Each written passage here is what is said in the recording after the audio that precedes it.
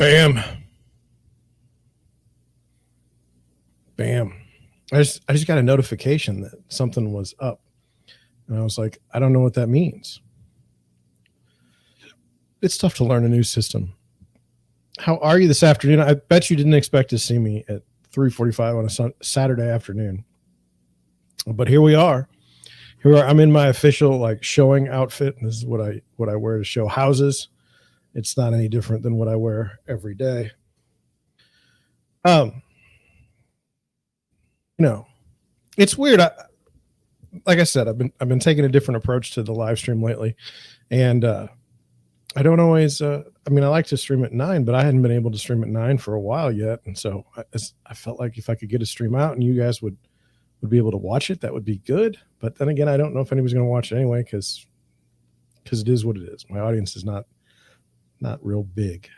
So for those of you who don't know me, for those of you who have stumbled on my channel and you stumble on this video and you're like, what is this? Well, this is a realty stream. We talk about real estate, residential real estate specifically. Sometimes we jump into commercial, sometimes we jump into mortgages, but mostly just news around residential real estate and from time to time neighbors, things of that nature. The industry is broad, it's vast, it's got so much in it, and when we talk about it, so why, under what basis do I have that I can talk about the residential real estate business? Well, my name is John Schenk, and I'm a real estate broker in South County, Missouri, St. Louis. We're in a suburb. Okay. And I have buyers, I have sellers, and I literally live the real estate agent life. That's what I do every day. Now I am a broker and I do have my own brokerage. It's Deerwood Realty, but I work as an agent. I don't, my main job to me isn't recruiting. And so that's the way it is. Now, if you like this type of content, if this is something you'd be interested in, I've been told that you can't ask for a subscription.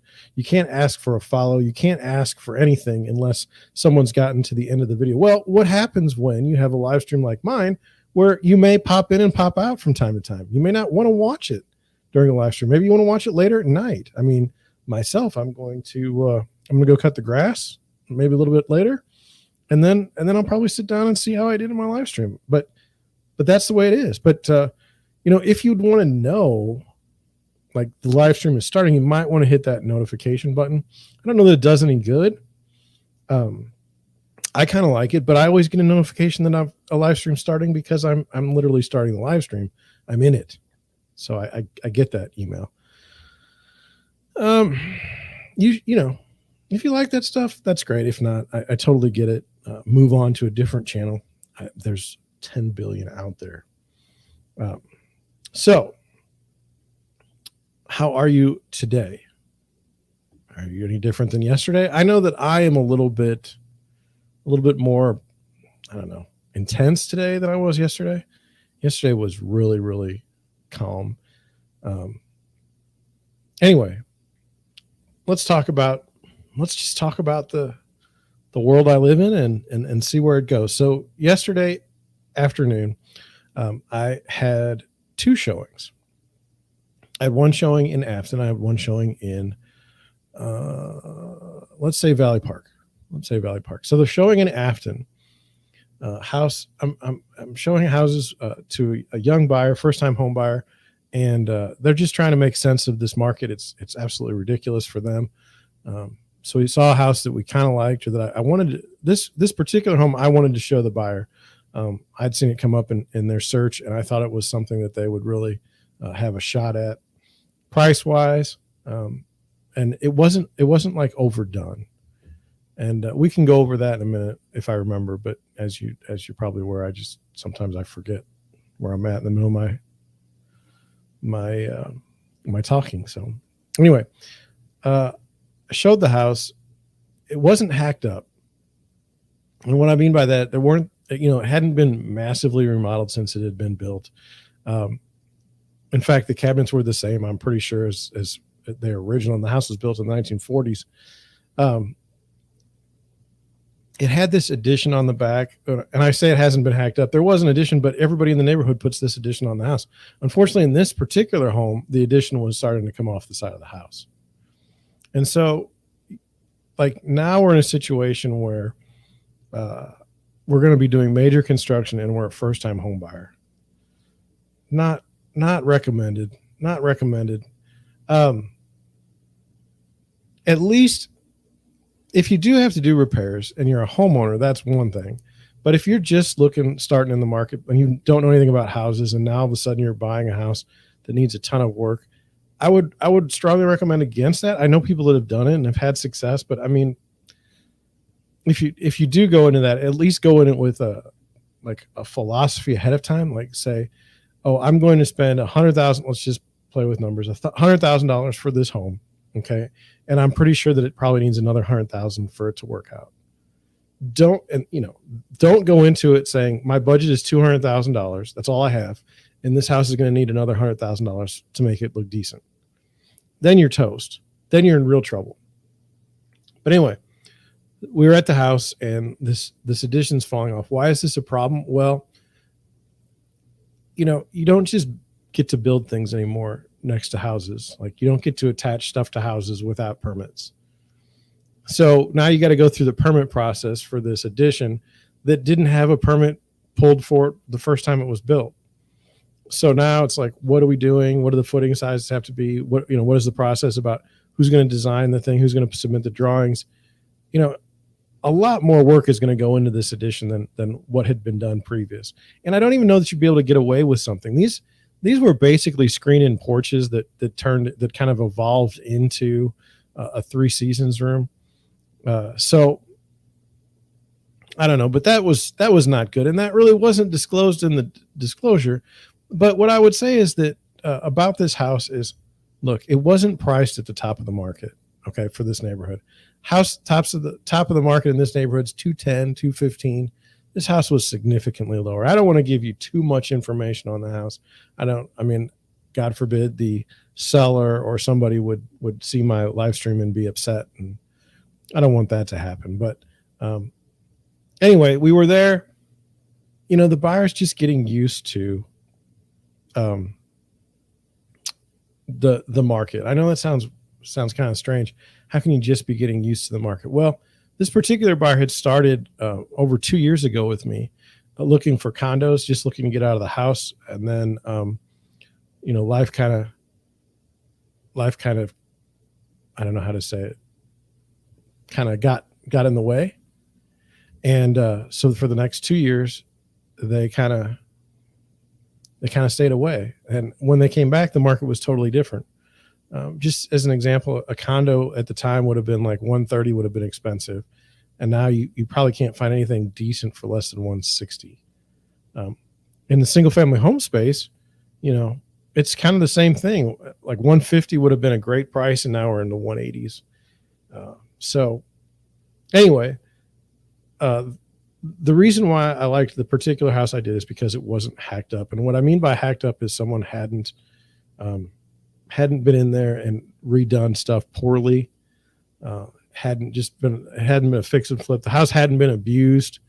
It still had kind of its, I don't know. I get tired of going into houses like originally a 2-bedroom home that's been turned into a 4-bedroom home, but it's the same square footage. They just fixed the attic, and there's really no way to get to the attic right. These kinds of things are irritating me. You fixed a basement, you fixed a room in the basement with an egress, but the basement is a total disaster. So no one would ever live there because it's a dungeon, but now it's a 3-bedroom. So you pretend that it's worth more. I mean, I don't like that kind of stuff. And I see it a lot. Maybe you don't see it where you live, but it's one of those things in St. Louis. But that was that house. And then I went out to West County, out to Valley Park, and I saw another house. And what's kind of funny to me is that I graduated high school in 1995. I graduated college in 2000 or 2001. I don't remember. I spent an extra year as an undergraduate for I don't know what reason. I think I was just waiting to go to graduate school. And anyway, so to me, I'm always biased towards homes that were built in the mid 90s as far as the style. If it's never been touched since the mid 90s, to me, I have a difficult time like understanding what happened, if that makes any sense. So like to me, walking into a house built in the 90s is not dated. And this is something that I would not have believed when I was looking at my house in like 2000. No, when was it? 2005, 2003, I don't know. But when I was looking at houses, I was like, these are not bad because they'd been fixed up once and had been in the mid 90s. And so when you look at it, it doesn't seem like you're that far off. But then when a house hasn't been fixed since that time, I mean, now like 1995 was, gosh, what, almost 20 years ago?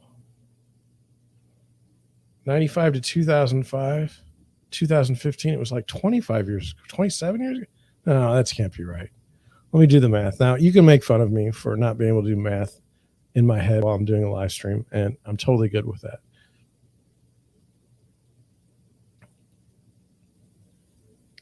27 years. I don't think I'm that old. That's the other thing. I can't believe that number. The idea that now that's 30 years old is troublesome. So anyway, I'm looking at this house and it's like, this house is right from 1995. Nothing has changed, but things had changed. So one of the things that was big in 1995 was white appliances. Maybe it's still big now. I don't know, but I'm more of like a stainless person myself at this point. I think that's where a lot of people are. But this was all white, and it was beautiful white. But I mean, it was right from that time. The other thing is it had pergo flooring. I don't know if anybody uses pergo flooring now. I don't know why you would, based on what I've seen over the years. And I'm pergo may be a brand, and to me, pergo is a style. So I'm not ripping any sort of brand or anything like that. Maybe there's better pergo out there now, but to me, a couple things happened. One, the board split. Two, they look fake when you first put it in. Three, they also, like, if the two boards get pushed together, the tab kind of breaks and it looks terrible. I hate it. Do I hate it as much as carpet in a house? No, I really don't like carpet in a home, but it's pergo's up there. So this house had all pergo. And then it was a small house. There's no comps for the house because it's a 2-bedroom. Everything that's sold is a 3-bedroom. And then outside, I thought it was hardy plank. I thought that's what the siding was, but it isn't. It's like some masonite garbage that's rotting. And the price on the house is not cheap. I mean, it's not like we're not in the ghetto. It's like, gosh, that's a lot of money for that house. But I hate to say it was a great house. It was a great house. I mean, for what it was and for the price and for this market, you have to put in an offer. So probably offers are due tomorrow by 9. I'll probably put it. We're talking about, kind of the details of the offer now. It'll be interesting to see what we end up going with. Now, that was the end Friday. So of those houses I showed, the first house, that buyer is going to be a no. They're not going to put an offer. The second buyer is a yes. They're going to put an offer. Then today I had 2 showings around noon. And the first house we went to, wonderful house, wonderful price, but there was a massive apartment complex maybe 10 houses down on the left. And it was not like a high-end apartment complex. I mean, it was dicey. Okay. And if you don't think these kinds of things matter when people look to buy homes, you're absolutely wrong. And you could say, well, it shouldn't matter.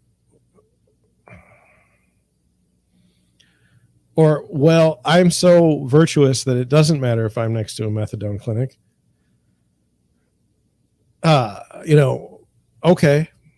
Okay. Well, then maybe it doesn't matter for you. Maybe you're the brave soul that buys the house. For me and my buyers, it was like, look, this could be the nicest house in the world. We're not buying it because we don't want to deal with this. And if that makes people bad, I think everyone's okay with that. Like in my crew today, they were okay with that. The house itself was interesting. When you walked in, it was all the way you could see right to the kitchen at the end of the house. Had a wonderful one-car garage and a parking pad, but the kitchen was from 1995 as well, and I thought it was perfect. I was like, so what number are we going to write an offer on this? And they're like, these are young buyers, probably no older than 25, and they're like, no, under no circumstance are we writing an offer on this house. It may have a very nice kitchen from 1995, but we don't want the white appliances. We don't want this. So, gosh, kind of funny, because I can normally read my buyers, but that one blind spot of a house built in the mid 90s that has never been changed, it calls to me. It's like, I know it. I know the house. I want it. So the second house we went to is the one that I put in my notes as something that happened to me that has never happened to me before, but I'm kind of interested in what you guys think, should anybody ever decide they think anything. So so first of all, the front of the yard is not a normal yard. It's flowers and a beautiful plants everywhere. Really, really very nice.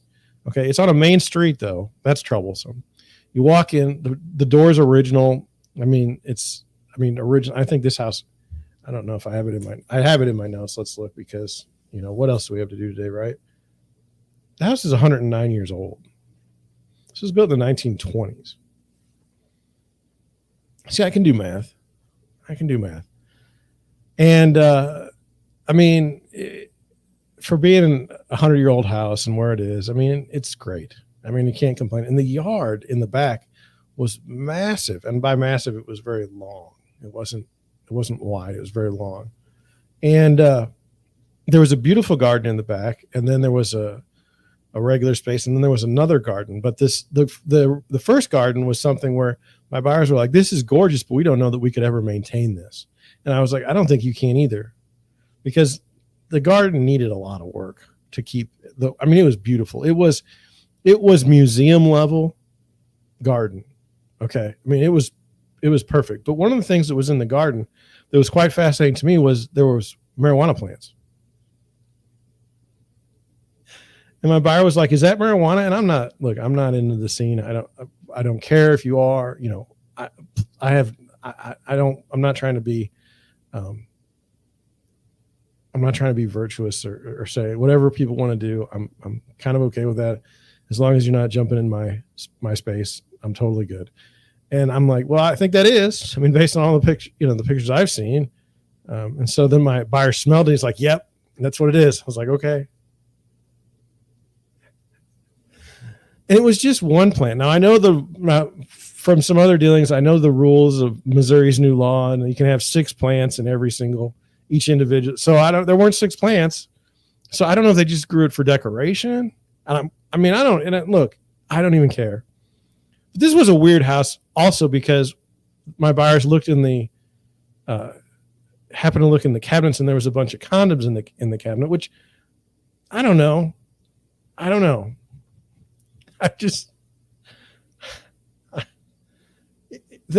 You look at shows on TV, you look on HGTV, and not one house that I've ever seen on there had the buyers go through and find a bunch of condoms and weed plants in the backyard.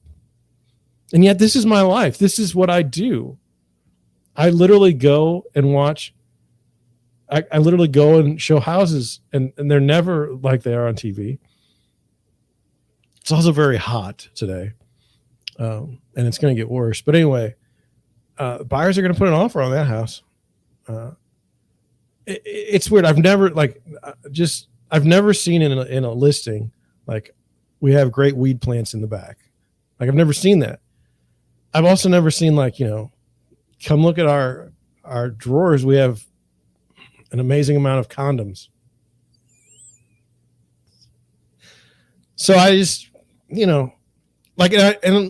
I've read, and we have podcasts on how to stage your home, and those two things didn't come up. So I just don't know. It's a weird space. So, now that, so we have we have buyers last night and we have buyers today that are writing offers. Now, are we going to get into the houses that we put offers on? I don't know. Market is very, very weird. But I do know that the comps, I did have to run comps. So I ran comps on the one house already to send those in. Those will be done. And then I have comps for the other house that I did last night because I had an idea that my buyer might be interested in the house. So we put those in. I don't know. Neither one of them. Well, one of them had a deadline of Sunday at 9. The other one has no deadline, so we should get an offer in like today. But I think the buyers are still kind of thinking about it. It's one thing to go ahead and say you want to write an offer. It's quite another to actually physically go through writing an offer, I've noticed. And a lot of times people say, well, I want to write an offer, and then they'll sleep on it or they'll think about it and they'll be like, nah, I don't really like that house. So that was my showings for today.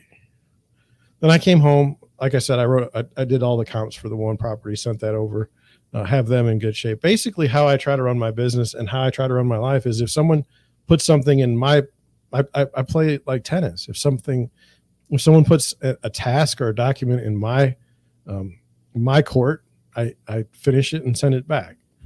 That's all I do. So everything I've got right now for my business is currently in other people's courts. The ball's in other people's courts. I don't have to do anything. As soon as somebody says, let's write an offer or something, then I'll be back in my court and I'll go ahead and write it up. But anyway, that's what I did today. So now I want to go and I want to share my screen or share I want to share this like this. I want to share it, put that there. It always flips out. So you can see this. This is my website. Now, yesterday we talked about it. I'm going to go over there now so that we can. Yesterday we talked about it, and you noticed that I had no listings because it was broken and it wasn't good. So I talked to my web guy out of Idaho. He got it all in order. So now I've got all my listings again. If you ever want to look at listings in St. Louis, welcome to look on my site. You can go here, see, watch this. Is it loading slow today? Yeah, so here you go. I mean, here's all your things. You can do it most recent first. That's how I do it. And that's how I run the other stuff. So what do we got here? Anything exciting? I don't want to talk about some of these properties I know about, but some of them are priced ridiculous. And if you were to spend that kind of money, you're an idiot. I mean, interesting. I see a house that I feel like. Anyway, that's that. So what I wanted you to see, I kind of went ahead, but if you looked at the mortgage rates, I told you yesterday that I wanted mortgage rates to be around 5.5%, no higher. Well, yesterday we got a jump from 5.55% up to 5.85%. Almost a 30 basis point jump from the day before. This is a disaster. Okay.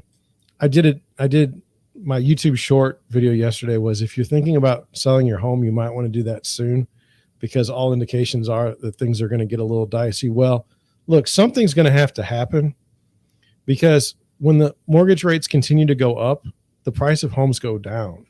Okay. Because it's all based on affordability. And right now, as we keep going up, now we're up 30 basis points just from Thursday. That's not good. That's not good. If we get to, God forbid, we get to 6 and 7% on a mortgage, yikes. And you may say, well, why do you care? You own a house. That's right. I don't care. I own a house. But there are buyers that need to buy homes. There's people trying to start their lives. There's people that, that are moving for work, and they've got to buy a house. You say, well, they don't have to buy a house. They have to rent. Well, have you looked at rent prices lately? Have you looked at rental rates? I mean, it's a real problem. This is a real problem. And I don't know where it's going to end. I don't know what's going to happen. I have no idea. All I know is that 5.85% on a 30-year fixed is not good. Not good at all. So then this comes from Mortgage News Daily, and I just wanted to read this little part of it because it goes. I mean, I'm just showing you. Look how long it is. It's tough. It's tough. I don't want to go into all this. That's just going to confuse you. Some of this stuff confuses me when I read through it, and I don't want to do that to you. But anyway, let's look at it. It says 2022 is already the worst year for rates since 1979. Now, full disclosure, I was born in 1977. I'm 44 years old. In a week, I'll be 45 years old. So, well, that can't be good. And what I want you to know, okay, is people that are young look at houses, okay, and they say, well, John, why is this house so small? And John, why aren't all the houses 2,500 square feet, 4 bedrooms, 2-car garage, or 3-car garage? Why aren't all these homes this way? And part of it is because you have no idea about two things. One, inflation.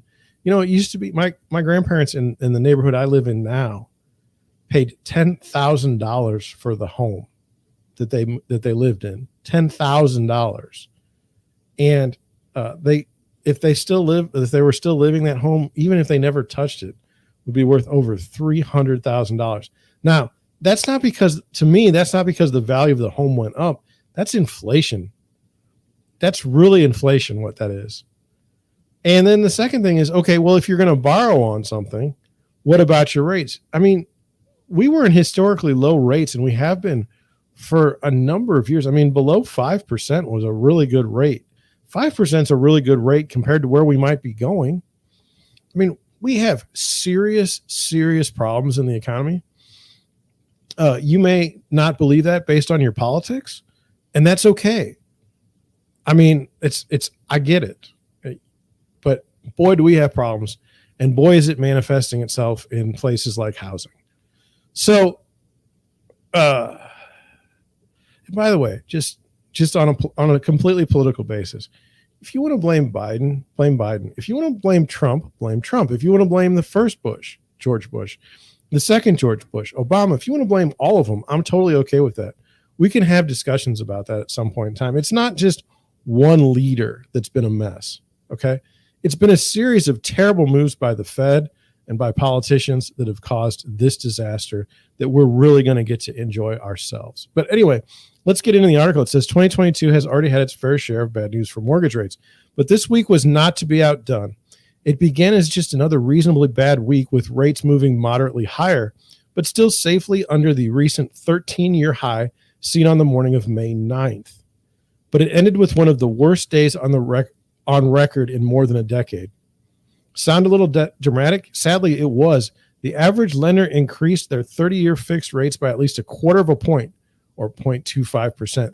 That's only happened 4 other times since our daily record keeping began in 2009, and 3 of those were during the once-in-a-lifetime volatility that followed the onset of the pandemic. That made this the fourth worst week since 2009 as well. When the smoke cleared, the average conforming 30-year fixed rate was as high as it's been since November of 2008.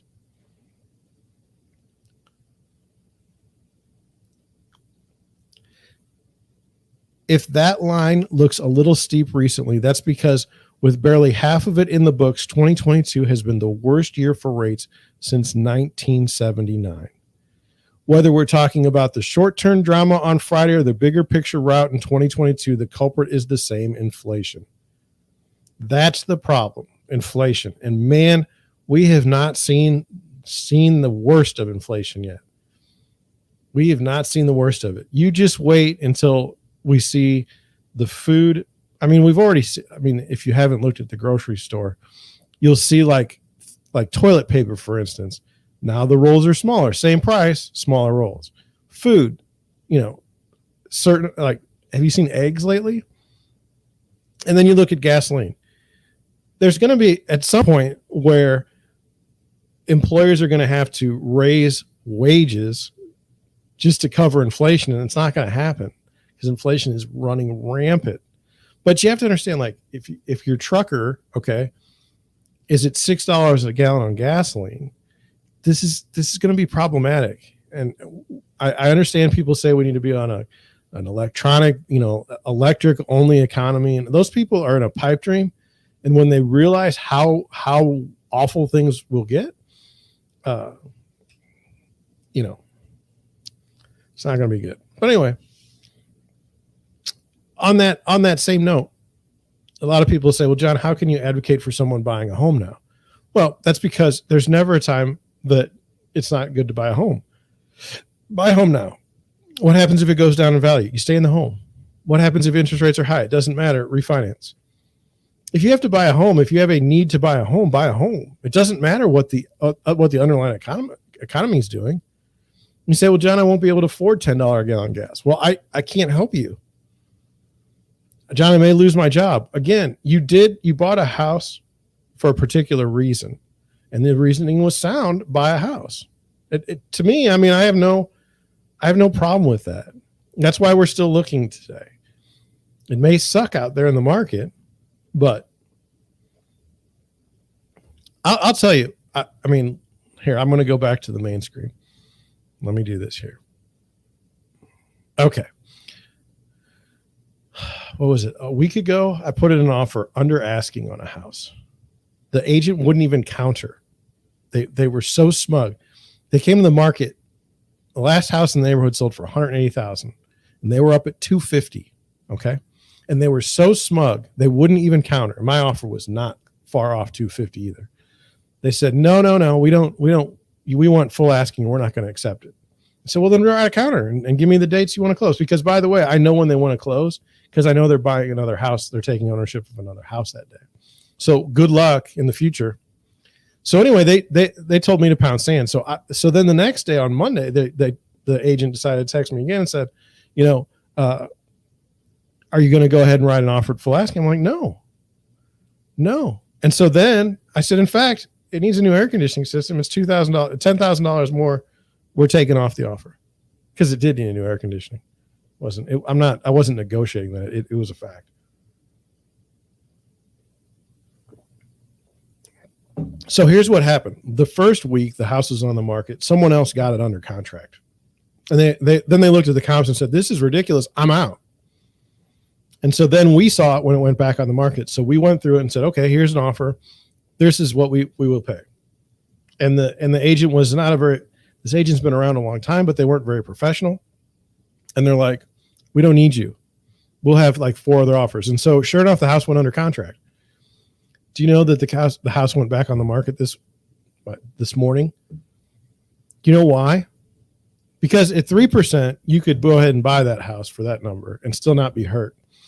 At 6%, can't buy that house. Can't pay for that. That's ridiculous. The payments are like ridiculous. And if you wouldn't have bungled it, we still would have paid. But the listing agent just bungled it. And this is what I'm seeing now is many, many more houses are coming back on the market. When they do come on the market, somebody will put in an offer and then they'll say, oh my God, the mortgage rates are this bad. And it comes back on the market again. And you say, well, so what if somebody buys it in cash? Okay. Let's still look at it and say, this is ridiculous. And so I don't know. I just wanted to share with you now, like going back to like, how does this impact you, John? Well, my business I hate that screen. I'm sorry. My business is going to suffer dramatically in the next, year. But my business was already suffering. And why was it suffering? And I've told you this. I literally go every weekend and I write offers. I show houses all weekend long. I write offers and then I don't get any of them accepted. And it's not because I write lowball offers all the time. It's because there's always 30 or 40 other offers on the property, and somebody always ends up paying more than. They're always going to have better terms than me if they're in cash and I'm with a mortgage.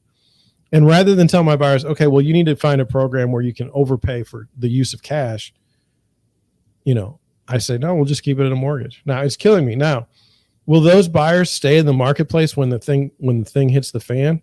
I don't know. I mean, like I said, I had a really bad year last year, and I'm on track to have a really bad year this year because of the same reason. The same reason is I refuse to tell my buyers that they should overpay for property. I don't have a problem with it being in this market, but I'm not going to tell somebody to buy something that's terrible for a stupid price and then be proud of myself and say, look at how great I did in the market. It's just not who I am. It's not who I am. So, you know, I'll tell you, when people, what's going to happen is the market will be terrible. I'll probably do pretty well then, because buyers will be like, the market's terrible. You know, I'm actually getting properties under contract. And then what'll happen is then my business will start trailing off and I'll start getting more listings. And that'll be right when people decide that it's time to buy again. The cycle will be like, oh, well, now look at all these deals I'm going to buy.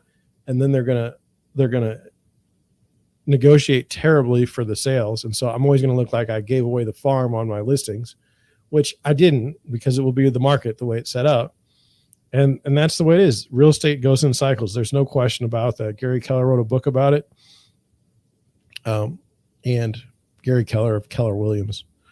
And that's the way it is. So anyway, that's where I'm at on interest rates. It's not good. If it gets above 6%, I'm going to start crying. Maybe on screen, if it would help get more subscribers or more followers, that'd be great. So let's continue now. I wanted to go into this. This was what I wanted to talk about more. This is called, now, are you, I need to kind of frame it. I need to set it up. Do you know what a good cause eviction is? I know what one is, okay, but the last time I saw reference to it was in Canada. It was in a Canadian newspaper, and I do want to go through this article and the next, because I thought we could have a good discussion about it, and hopefully there's something there that would cause some interest for you. So this one was written on the 18th. This one was written on the 7th. So let's just kind of go on down the road. So it says, the benefits and costs of good cause eviction. It says law would limit rents, discourage upgrades, and bring back vacancy decontrol. Okay. It says, as the push for good cause eviction comes to a head in New York State legislature, the bill starts with one big advantage, a great name. Everyone agrees that people should not be evicted without good cause. That's exactly right. That's exactly right. It does have a good name. It's like No Child Left Behind or Bring America's Jobs Back. And I'm so used to all these names on bills that are just terrible. But anyway, it says to define a good cause, though, or try to define a good cause, though, and things get a lot more complicated. And that's what I wanted to do. That's what I wanted to get to. Like many laws, good cause would fix some problems and cause others. Will every politician carefully examine all of its ramifications before taking a position? It's more likely that tenant activist C. Weaver and landlord defender Joe Strasberg exchanged holiday gifts. That's kind of funny. But we're here to help examine the ramification. That is, not get Weaver and Strasberg on the same page. That's hopeless. Okay. Let's begin with this scenario. And this is a good way to learn what we're talking about here. It says, an entrepreneur scrapes together enough money from relatives for a down payment on a rundown rental building in a struggling neighborhood. Putting his life savings and family's future on the line, he gets a loan to buy and fix up the property. He lets the tenants' leases expire, evicting those who refuse to leave, and renovates the units with quartz countertops, stainless steel appliances, and new flooring. He replaces the bulky boiler and leaky roof, clears out the rats and roaches, and adds some landscaping for curb appeal. Would good cause allow this? No. The bill bans the evictions that would be necessary to transform the units. What if the owner avoided evictions by temporarily relocating tenants to upgrade their apartments? First, he would have to get their consent. Then he would have to raise their rent enough to pay for the work. And these are huge obstacles. Tenants don't like to move, and good cause presumes that any increase of more than 3% or 1.5 times the regional inflation rate, whichever is higher, is unreasonable. Okay. Then it says the landlord would have to hire a lawyer and persuade a court that a greater increase is reasonable. The tenant, possibly with free legal services from the city or state, could argue that the upgrade was unreasonable because only modest repairs were needed to bring the unit up to code. So here you have, this is my discussion, my take on it. Here you have a tenant dictating the repairs necessary for a property to come into compliance without the without the freedom of the landlord to be able to determine what he wants to do with the property. I think that's dicey. It says, I read the legislation is allowing landlords to increase rents for repairs and upgrades. All the landlord needs to do is open their books to rebut the presumption if the tenant sought to challenge the increase. And this is where I feel uncomfortable. Why is it incumbent on the landlord to show their books to get work done on their property that they own? And you could say, well, this tenant has a leasehold estate on the property. Okay, I get that. But ultimately, at the end of the day, it's the owner of the property. And I'm not saying, like, I'm pretty big on tenants' rights, but as you define them, I think we would find quite a few differences in my idea of tenants' rights and perhaps somebody else's idea of tenants' rights. It says, but a judge might rule upgrades unnecessary. Realistically, under good cause, no owner would pursue this approach. That is by design. In the real estate industry, he is a value-add investor. But to good cause backers who have campaigned for the legislation as a way to eliminate this business model, he is a predatory landlord. And that's kind of true. I mean, like, if you are a real estate investor, you really have two ways to look at an investment. One, as it sits, okay? And then what could it be? Okay, what it would be the highest and best use, okay? Those are really the only two ways to look at something. It says landlords might have an easier time persuading the court that a rent hike is needed to cover the rising expenses, such as heating, insurances, taxes. Still, that's a hurdle. Owners whose annual costs rise 5% would probably cut back on maintenance rather than spend thousands of dollars on lawyers on a case that might not succeed. 100% right. That's what happened during the pandemic when tenants became unevictable and stopped paying rent. So there is a background. I'm going to try to continue through this, these examples, and then we'll come back. It says, scant contradictory data. The main benefit of good cause is that transients would decrease. People would stay in rentals longer and would be spared the disruption and expense of moving, especially to shelters or dingy motels. Fewer at-risk kids would have to switch schools. Rent would be more predictable for tenants who remain in place. I don't buy any of that. Like, if you want to say that people, I mean, the problem that I have with this is that not every property that's terrible, okay, and that's a slum essentially, means that the people that live there have to go to worse housing. Sometimes I think it's a blessing to get out of terrible housing. I think that if we didn't accept it, if people didn't accept terrible housing, we wouldn't have it.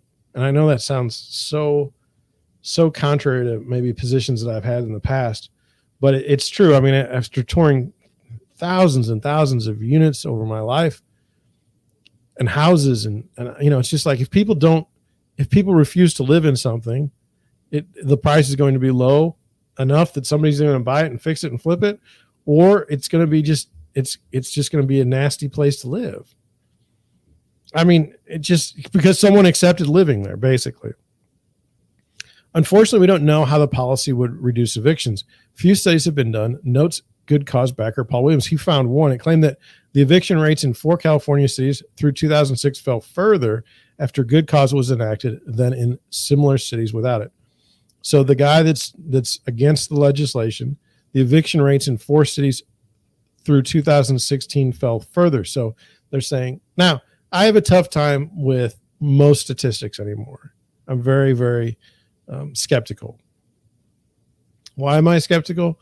Well, they can be manipulated. The numbers can always be manipulated, and I don't know that I can trust anybody. The author of that study calls the drop statistically significant, but does not give a clear context for it, and then contradicts her own claim. There's no significant drop in eviction rates after the passage of the Just Cause eviction ordinance, except in the case of Glendale, nor do the trends among treatment and control cities change dramatically, she writes. So it's like, even the writer of the study, even the author of the study, isn't really helping us in learning about this.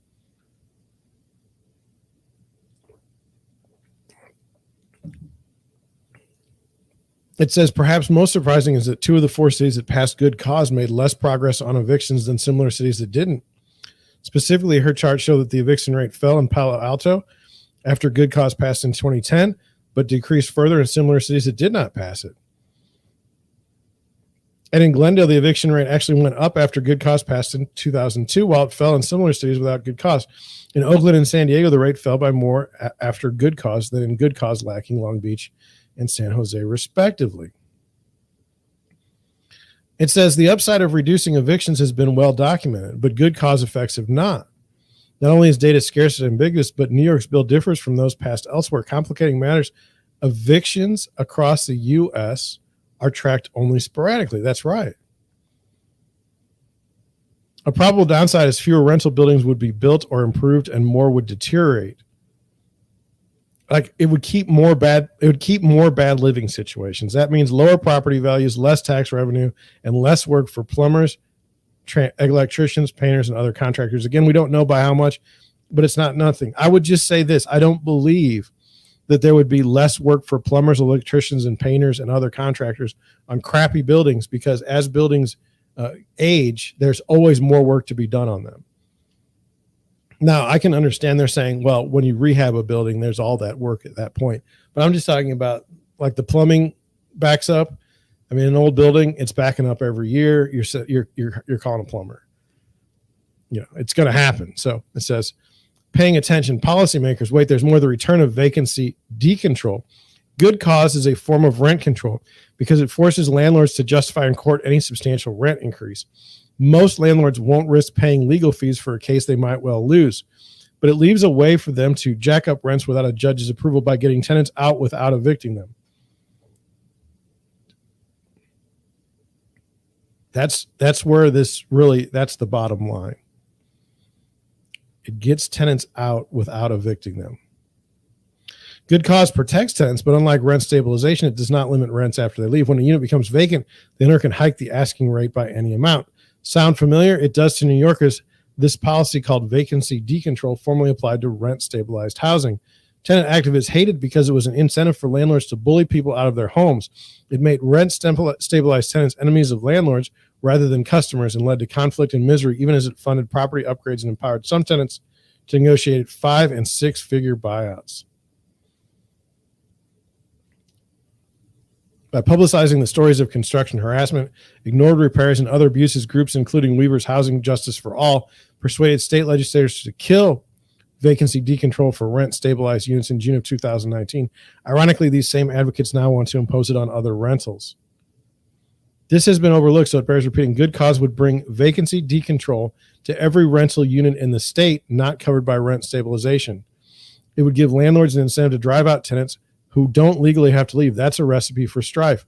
Preventing abuses requires a level of enforcement that New York City failed for 25 years to achieve. There's no reason to believe it could be achieved across the entire state. Weaver is not unaware of this, but offers a rationalization. While I am concerned about harassment and incentive to displace that exists already under the total lack of protections for unregulated apartments, she said. See, it says more obviously would be worse. To displace a tenant today from an unregulated unit, a landlord can simply let the lease expire. In a free market system, landlords want their rent-paying, law-abiding tenants to stay. New York's version of good cause would reward owners who get them to leave. It would poison some relationships between landlords and tenants. Good cause would also distort the rental markets. Should a tenant leave, the landlord would raise the asking rent by more than 3% because it would be the only free chance to do so. Moreover, the policy would discourage the creation of rental housing, limiting its supply. These two factors would raise the price of available rentals. The higher cost would deter tenants from moving even when it is in their best interest to do so, such as to escape a crime-ridden neighborhood, take a job in another city, or enroll their kids in a better school. Housing stability is good, but policies to promote it can trap people where they don't want to be. It's likely that if good cause became law, harassment of tenants would increase, and Weaver's army would pressure legislators to ban vacancy decontrol, as they did for rent stabilization. With rent hikes limited even for vacant units, upgrades of all rental housing would be stifled, as it has been for New York City's more than 900,000 rent-stabilized apartments. Let's return to our hypothetical investor. Under good cause, he could still make money buying rentals. Restricting rent lowers a building's value, which punishes the existing owner, but makes it cheaper for purchase. A logical ownership strategy would be to do the bare minimum to keep the rentals habitable and incentivize tenants to leave.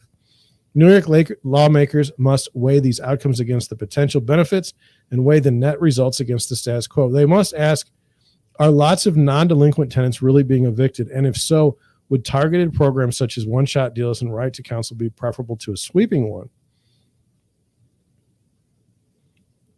So that's the thought on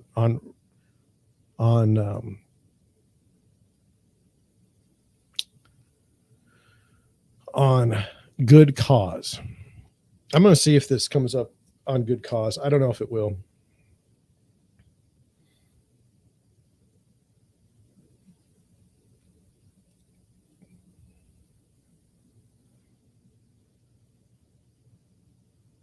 I mean, I'm just looking at this. Okay, so what is good cause? Well, here's what happened. Let me get back here. What happened was it was used as a weapon, and it's not positive. Let me try to explain it. So let's say you lived in a 4-family flat. Okay, this would be like more in like where I'm from. This is the way I read it. Now I could be totally wrong. You can write it in the comments below or put it in the chat, whatever you want to do. But the idea here is say you have a 4-family flat. Say that 2 of the units or 4 of the units are occupied. Okay, but you want to make major improvements to the property. Well, under that case, you could evict someone back in the day. You could say, I'm going to fix this property up, so you're out. And that was the only way you could get rid of tenants that were currently staying there. It worked great during COVID in theory because you weren't evicting them because they didn't pay their rent. You were evicting them because you were making a better building. Now, I think it's dicey. I would not want to be a part of that. That's why I don't do any property management. I don't really do a lot of leases anymore. Like none. I just don't want to be involved in any of that stuff. I don't like evicting people. I don't like foreclosures. I don't like bankruptcies. I don't like crime. I don't like any of it. I don't want to deal with it. But using good cause eviction, using this tool to get rid of tenants that you otherwise would have had to keep, I find it to be a little bit off-putting on the tenant side. If I were a tenant, I would be very uncomfortable with, hey, I've got this perfectly decent unit and I'm paying my rent, and now they're kicking me out because they're redoing the entire building. Well, I don't think that's so great. But in the article that we read, okay, the example is a good one. Say the building has become run down. Say the building has become unsafe. Okay. If the landlord continues to operate that building in an unsafe way, an unsafe manner, people could be hurt. People could be injured. That's not the way to do it. Then you do want to evict those tenants and you do want to start over. That makes perfect sense to me. I mean, buildings don't stay, especially rentals. Rentals need a lot of maintenance. Rentals need a lot of capital throughout the lifetime of that rental, or else the building falls into disrepair. It's not rocket science. So anyway, that's good cause eviction. And then what I wanted to do is, there's another article and it says landlords bid good riddance to good cause eviction. For now, it says landlord celebrates as tenant activist Sear Weaver bemoans a moral failure. It says Albany spent the end of its legislative session pushing through items that had become unexpected priorities that rendered good cause eviction, which was once expected to be a hot button issue and an afterthought. Left-wing activists were in no position to protest, given that legislators were busy passing an abortion rights package in anticipation of the repeal of Roe versus Wade and gun restrictions in response to the Buffalo and Texas mass shootings. Despite a superheated rental market and advocates' push for new tenant protections following the expiration in January of the statewide eviction moratorium, good cause never gained traction. The legislation, a primary worry for the real estate industry this session, would have granted perpetual lease renewals and placed a soft cap on rents by offering tenants a legal defense if their rent rose by over 3% or 1.5 times the inflation rate, whichever was higher. Okay. So that's not good. Now, this is a little different than what I was talking about, but it's within this ball of tenants' rights / landlord rights. So tomorrow, state landmarkers will go back to safe and healthy homes in their district. Meanwhile, hundreds of thousands of New Yorkers will be up late, terrified that they'll face a rent hike so high it'll amount to an eviction. So basically, if you want to raise rents after a lease is up or a lease is ending, you have the right to do that. This would stop that from happening in this particular case. But man, I mean, if you just look at single family homes and leases I'm seeing in apartments here in St. Louis, the renewals are ridiculous, which is really causing problems because you're already got high rents and now you're going to raise them even more, making home ownership most of the time a better bet. But you can't do that in this market because home ownership is going haywire. So anyway, it failed, basically. I mean, that's it. It failed. I don't really need to read an article on the fact that it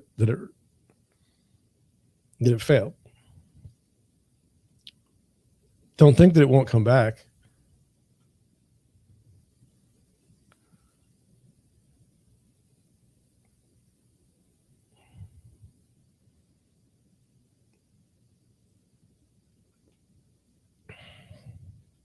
Anyway, I do want to do another article. It may run a little bit long today, but so be it. Let's get into it.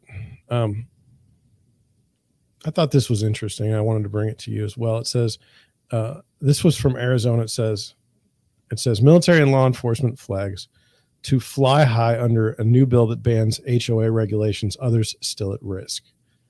And so I just want to make sure that you can see it. Okay, so it says the new law signed allows homeowners to fly flags supporting the country, military, and first responders, but the changes do not protect all flags. So the problem here is that you can fly an American flag, but you can't.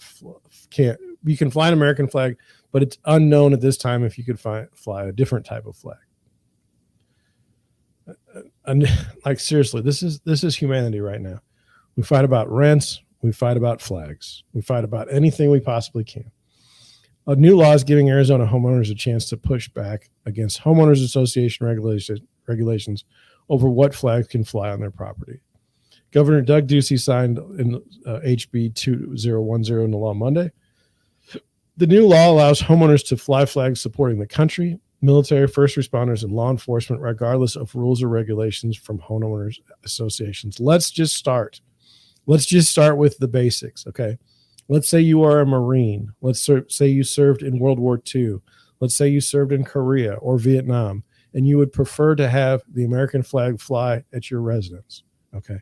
Under some homeowners associations, you are not allowed to do so. You're not allowed to put a flag of the United States in front of your home, okay? You may say that's good. You may say that's bad. I don't want to fight over flags. Okay. But the initial fight was simply, I'm not allowed to put an American flag outside my house and I live in America. Like, that's insane.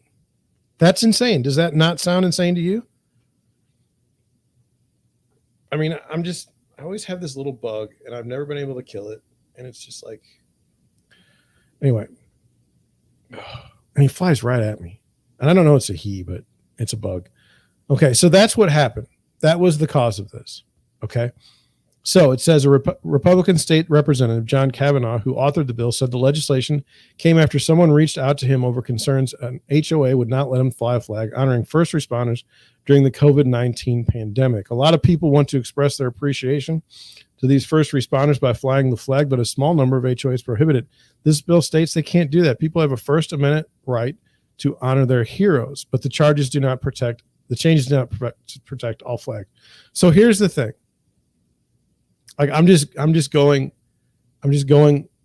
from where I am, and I hope it doesn't come across poorly, to the military veteran who wants to place the flag in their front yard. Okay. And you're gonna keep that from happening in your HOA. You should just burn. It's ridiculous. Okay. Now, I'm saying that a single flag of the United States of America, that stupid bug is flying in my face. and whatever. Boy, he is just aggressive, dude. Oh my gosh, I'm gonna get him. Anyway, now then it became okay. Well, what about first responders? What about nurses? What about every other group? I don't care. I don't care. My whole thing was simply I don't like that you can't fly the American flag on your own property, and you are a service member. This it's just wrong. Okay. But it was never an issue about other flags for me. It was never an issue about first responders or any other thing. It says, but the changes did not protect all flags. For the past 2 years, Cher McCoy has been going toe-to-toe against her Gilbert Homeowners Association in a fight to keep her pride flag standing tall in front of her home. It hasn't really been great. They're not really receptive. HOA already has enough power over homeowners. The bill would not protect McCoy and others from their HOAs if they wanted to fly a pride flag or flags that support social issues like Black Lives Matter. If I want to fly a Black Lives Matter flag, I should be able to. It's not anything political, she said. I disagree with that vehemently, that's not a political thing. I disagree with that vehemently. That it's absolutely political. It's absolutely political if you have any other flag than simply the American flag flying on your residence, okay? Anything else is politics, and not even first responders. Now, let me try to explain this where I'm at. Is if we were restricting the American flag from flying on a veteran's property, okay, that's one issue. Now there's a second issue. Should homeowners have the right to be able to fly any flag they want to on their property? Absolutely. Absolutely. Are those two views consistent? I don't know. But I don't care what flag you fly at all. Okay. The reason why they put the rule in place in the first place was faulty. You can't say to military veterans they can't fly the American flag. Okay. That's just on their own property. It's just wrong. Okay. Now, maybe we shouldn't have rules on flying flags at all on HOAs. I'm totally open to that.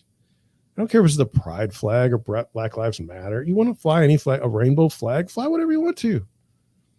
Fly whatever. If you want to have they have flags at the garden shops that have like ladybugs on them. Fly that flag. I don't care. I really don't care about that. Okay. Because if you feel like flying this flag says something about you and you're proud of whatever it is you're telling people, then go for it. I don't have any problem with that. I really don't. And I don't understand. And then I was thinking, well, what would be the line? What if somebody had a flag and had a penis on it? Would that be against your? Well, I don't know. I don't know what the laws are on like lewd conduct. I don't know if that's lewd conduct. I don't know. I don't. I would think that you wouldn't want to do that type of thing, but I have no idea. I just don't want to be sitting there legislating what flag you can fly and what flag you can't fly. I think that's just ridiculous. Like, how can you say it's okay to fly one flag and not fly another? And then set aside this idea of, something being lewd or inappropriate for the community, whatever that is in this day and age. There's homeless people all over the place in my community, like literally begging for money all the time in tents. And we're going to worry about somebody with a flag in their front yard. I just feel like there's other problems that we're running into. And maybe that's a dodge. Maybe I'm wrong on this, but I'm very confused. It says, she said the pride flag outside her home isn't a statement, but a sign of welcoming members to the LGBTQ community. I don't care what she thinks. Okay. I don't care what anyone thinks except myself. And I think if you're displaying a flag of any kind, you're trying to say something. You're trying to send a message. Okay. If you're flying the American flag, it means you support the United States. Okay.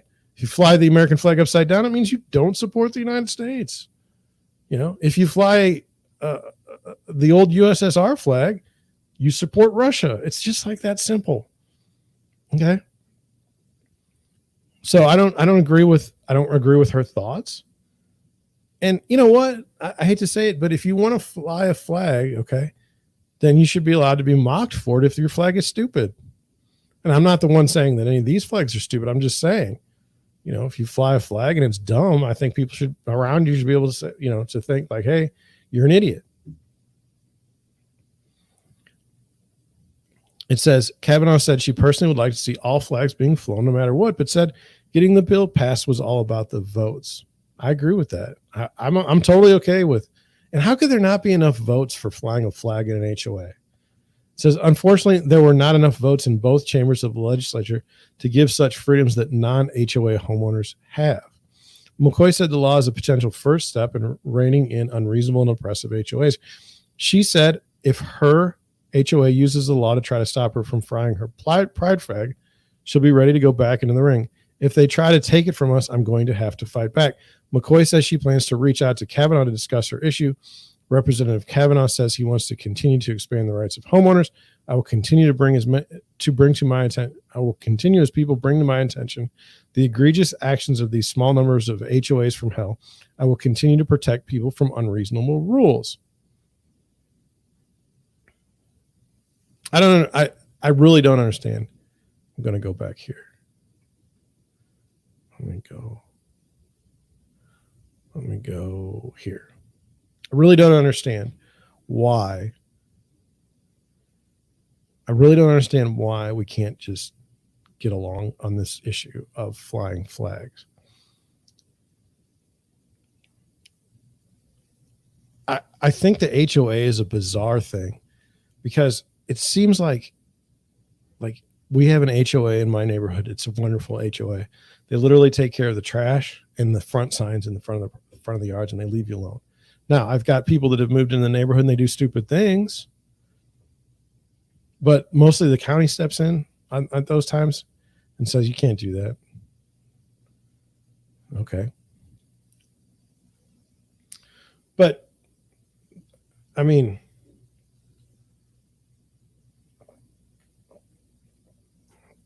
displaying a flag of any kind, like let's say there's a Dungeons and Dragons character you like, and you fly that flag.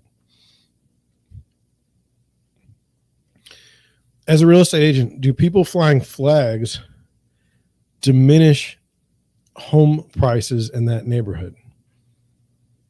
I'll tell you what, I'll take it a different way. Does the nature of having signs and flags enhance sales in a particular neighborhood? I'll tell you, there's a lot of virtue signaling going on. If you have the right flags and the right signs in your yard, you're going to appeal to a certain group of people. I keep getting attacked by this. Good Lord. You guys are thinking I'm on meth or something. There's not really a bug because it's really small and you can't see it, but it's around. I'm going to get it. I'm going to get it at some point. But anyway. Oh, God. Every day there's something. Anyway. Where was I? Oh, yeah. It's virtue signaling. So, like, you put this flag in your yard or you put this sign in your yard, and then, like, all the other people that would buy this house because of that reason are like, oh, it's a wonderful, welcoming community. I can't wait to live there. You may not care at all about the flag. You may not care at all about the sign. You may have no interest whatsoever in the sign you put out. But if you think the type of buyer will spend more money for your house because of the sign, then you do it. Oh, yes, you do it. The world is a strange place to me. But yeah, that's what would happen. So I just wanted to see if I could do something at the bottom of the screen. I could. So for me, now you say, isn't it a matter of scale, John? Yes, it is. If somebody put a flag, let's say somebody put a commercial flagpole that was 50 feet tall, and the sign and the flag, the American flag was 100 feet wide. And I mean, it covered up all the light in the neighborhood. Would anyone reasonably expect? I mean, is that okay? I mean, clearly you have to have some rules. But it's always like people just go to extremes. It seems like we always have to just take something and go to its furthest. We have to take it to its furthest point. Like, why do we need, why it just blows my mind. And it's like, well, I should be able to allowed to have this because it's my right, because it's my property. And it's like, now you're affecting the value of other people's property. The HOA thing is strange though. Like, people move into an HOA and they have no idea that there's all these rules. And then they try to do something nice to clean up their property or do something fun or enjoyable. And then the HOA comes and sends them a meanly written letter that says, you get it down or we're going to fine the hell out of you. And you're like, what? Like, what happened? I thought we were cool. I guess not. So I don't know, things to think about. To me, in Arizona, you should be able to fly whatever flag you want. I don't care. I think there should be a size limit. I think there should be a size and height limit. And that should be determined by the people's vote. I, honest to God, put it on the ballot. Say, how big can a flag be? How high can a flagpole be? Put on a ballot. Whoever wins, wins. Just all of this stuff. Vote on it. If you voted for it and you think it's cool, go for it. That's all I have for you today. I enjoyed the live stream. I'm going to go out and I'm going to cut the grass now and be miserable. But thank you for watching. I hope you have a good rest of your day. And maybe I'll catch you tomorrow. Maybe I'll catch you Monday. I don't know yet. But if you had that notification on, you might find out from YouTube when I'm doing my next one. So with that, I'm out. Thank you. Goodbye. Good luck. God bless.